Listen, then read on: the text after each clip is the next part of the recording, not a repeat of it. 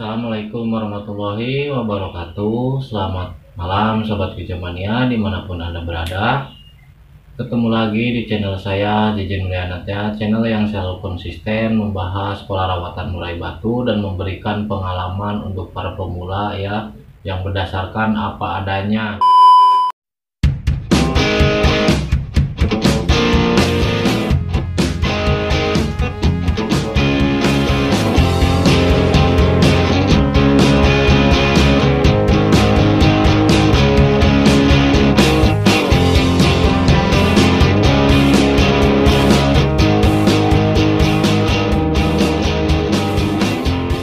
Nah, pada kesempatan malam ini saya akan sedikit membahas kebetulan permintaan dari sobat-sobat Kijamania maupun subscriber ya, udah lumayan lama ya, udah hampir 1 bulan. Insya Allah pada kesempatan malam ini akan saya bahas satu persatu sampai lengkap ya, biar pada paham dan mengerti, yaitu tentang perawatan murai batu yang non pur atau tanpa pur ya. Langsung kita bahas saja ya. Jadi untuk pola rawatan murai batu yang non pur tanpa pur itu sebenarnya lumayan susah-susah gampang ya. Jadi kita bahas satu persatu dulu.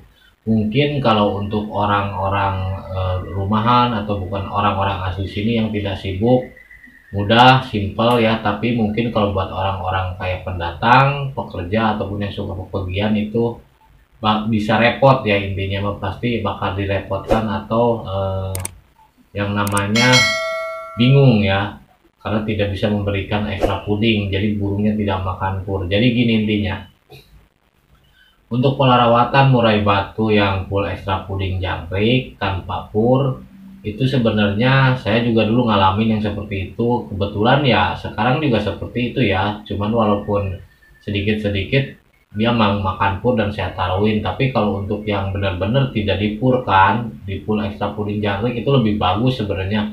Cuman di sini perlu digarisbawahi, itu hanya untuk orang-orang yang bernyali tinggi ya, untuk orang-orang yang benar-benar berani lah, intinya berani ambil risiko. Kalau emang burung-burung untuk lapangan justru ya lebih bagus ya.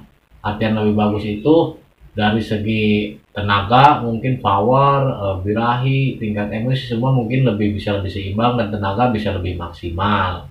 Untuk pola rawatannya yaitu kita kenyangkan hariannya ya. Kalau emang mempur yaitu disesuaikan aja, boleh ada yang mau dikasih semisal gitu ya. Ada yang mau 15-15, ada yang mau 20-20, ada yang mau 10-10-10, mungkin ada yang mau yang 15-15 itu tergantung dari kaliannya ya, mau ngasih jangkriknya seperti apa, ditentukan juga dengan karakter burung murai batu itu sendiri ya, maunya di titik berapa.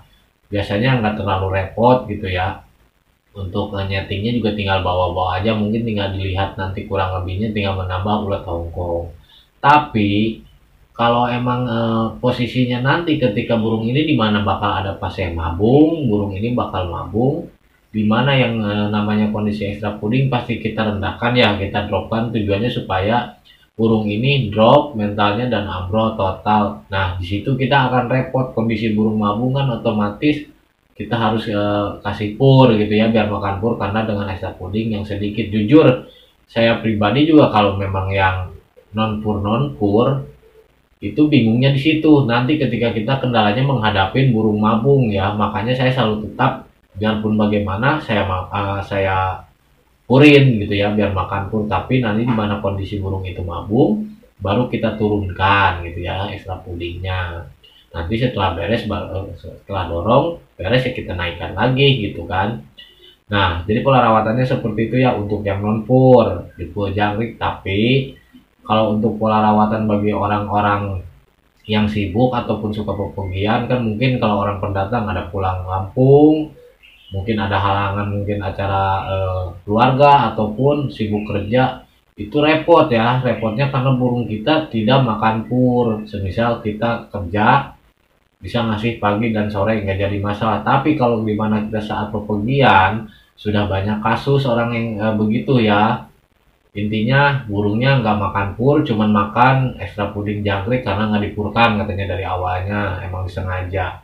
ketika pergi keluar kota atau pulang kampung ditinggal beberapa hari karena tidak ada yang ngasih jangkrik, lewat ya, karena dia tidak ngepur. Terkecuali burungnya kita titipkan atau di rumah ada yang ngempanin, nah mungkin risikonya seperti itu ya. Nah, langkah-langkah yang perlu kita ketahuin antara burung yang full extra puding dengan yang tidak gitu ya. Lebih enak mana?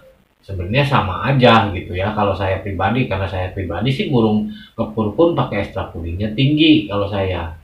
Nah, kalaupun non pur ya tetap justru lebih tinggi, tapi saya sama ratakan. Pur itu hanya selingan di mana ketika kita telat ngasih makan ataupun kesiangan ataupun lagi sakit, dia makan pur dulu gitu ya, bisa makan pur lah gitu sebagai pengganti. Jadi burung ini tidak lemas ataupun ada asupan yang dia makan gitu ya, ada makanan yang dia cerna gitu. Tapi kalau burungnya tidak makan pur, itu repot juga buat kita sih jujur ya. Mungkin hanya beberapa sebagian orang aja, lain dengan burung di penangkaran mengupur nggak ngepur juga karena kita jangkrik kita banyakin ya.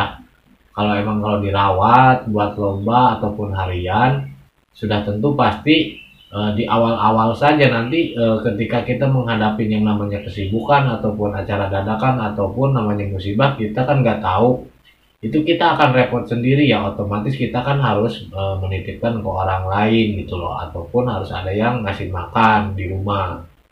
Intinya seperti itu. Yang kita hindarin itu tujuannya agar burung ini tidak lemas atau sakit ya, ataupun mati gitu kan intinya. Nah, kalau menurut saya pribadi, alangkah lebih baiknya, ini hanya menurut versi saya gitu, ini saran aja dari saya ya, kita sharing, lebih baik mau tidak mau juga ya dipurkan aja gitu ya, normalnya kita purkan saja agar kita nyari amannya aja. Walaupun burungnya kita set extra puding tinggi, pur tetap kita taruh aja dimakan gak dimakan, agar tujuannya apa, tidak mengambil risiko-risiko yang akan membuat penyesalan buat kita sendiri loh gitu ya seperti cuman ya. Jadi intinya seperti itu. Mungkin pembahasan untuk masalah pola rawatan murai batu yang full jangkrik seperti itu aja ya. Disesuaikan aja, kalau emang yang khusus mau ambil risiko dan memang buat orang-orang yang bernyali tinggi berani, ya udah seperti itu aja. Pagi-pagi kalau memang kita berangkat kerja, kita kasih misalkan seumpamanya ya dikenyangin lah. Ada patok ukurannya gitu ya, misalkan ini sebagai contoh 10 ya udah 10. Nanti misalkan sorenya 10 ya 10 gitu ya. Tapi mungkin itu terlalu sedikit kalau untuk burung yang tidak ngepur ya, mungkin lebih bagus 15-15 atau 20-20 nggak masalah. Kalau memang tidak diiringi atau dibarengi dengan ekstra puding yang lainnya ya, kalau memang khusus full di jangkrik, terkecuali ada tambahan seperti kroto ataupun lain-lain ya, disesuaikan aja. Nah, terus bagaimana misalkan murai batunya saya mau full jangkrik tapi supaya dia makan kroto. Nah, itu antepulnya itu seperti ini, misalkan kayak yang disebut saya bilang di pagi 10 sore 10 udah pasti ngepur. Toh saya juga jujur ya ngasih jangkrik itu ada yang 15-15 tetap dia makan pur ketika dia udah mulai bangun jam 4 subuh, burung belum kondisi, belum kita keluarin kan, belum kasih jangkrik. Ngasih jangkrik itu kan otomatis jam 7 gitu kan, pasti dia makan pur dulu karena emang selalu ada kotoran pur ataupun ya kita cek dia buang kotorannya beraknya pur gitu ya, dia masih makan pur. Terkecuali kita subuh-subuh udah kita jor gitu, lain ceritanya. Jadi nggak, burung ini kenyang, nggak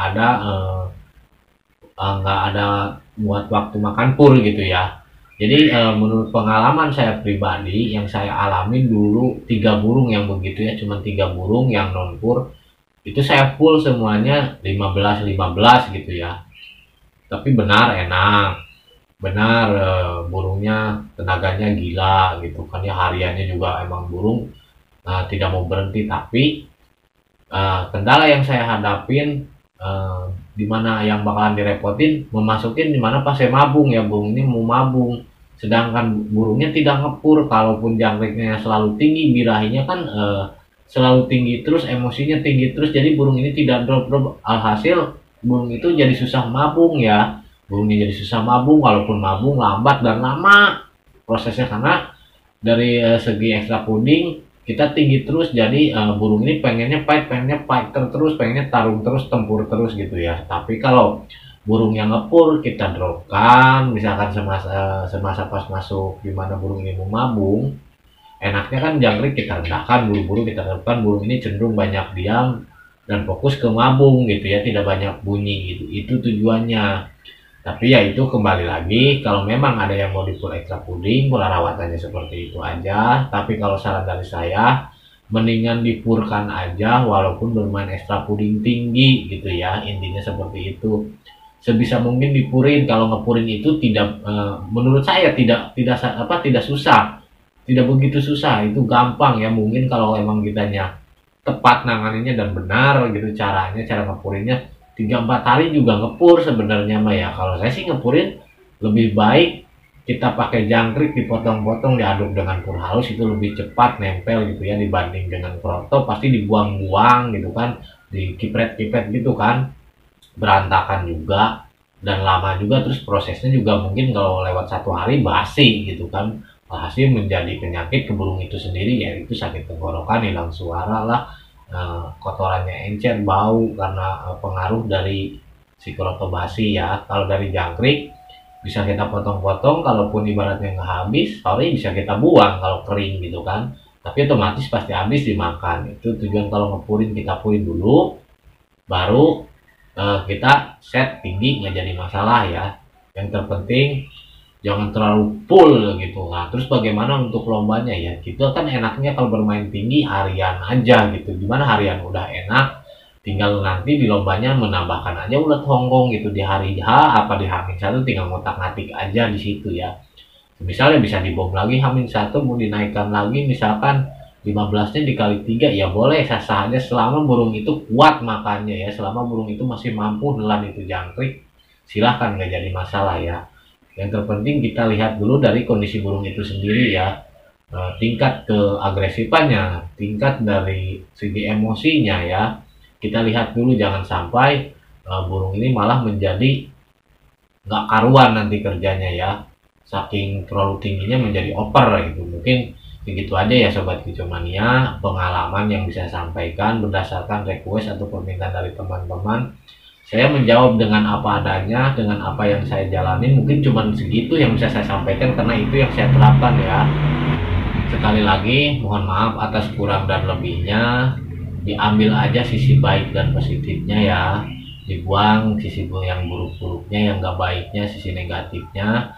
Boleh diikutin boleh tidak, ini kan hanya masukan dan saran dari saya. Intinya saya udah menjawab dan mengabulkan permintaan dari sobat-sobat Kicomania, mudah-mudahan bermanfaat dan barokah. Intinya mah pelajarin secara pelan-pelan, kita sabarin, terus kita jalanin. Intinya begitu aja, kalau ngerawat burung itu jangan dibuat ribet, semuanya kita bikin mudah, bikin simple, kembaliin lagi pola rawatannya seperti di alamnya. Merawat burung murai batu ini jangan dijadiin beban yang akan nantinya bakal menimbulkan pemikiran atau stres ke kitanya ya. Alhasil kita jadi patah semangat, menjadi males main burung murai batu, ataupun menjadi eh, tidak pede ya karena dijadiin beban. Kalau merawat murai batu itu lepas aja, kita nikmatin aja, intinya ya begitu dari saya Sobat Kicomania. Nah segitu aja yang saya sampaikan, ketemu lagi bersama saya di video-video perawatan murai batu yang akan datang. Assalamualaikum warahmatullahi wabarakatuh.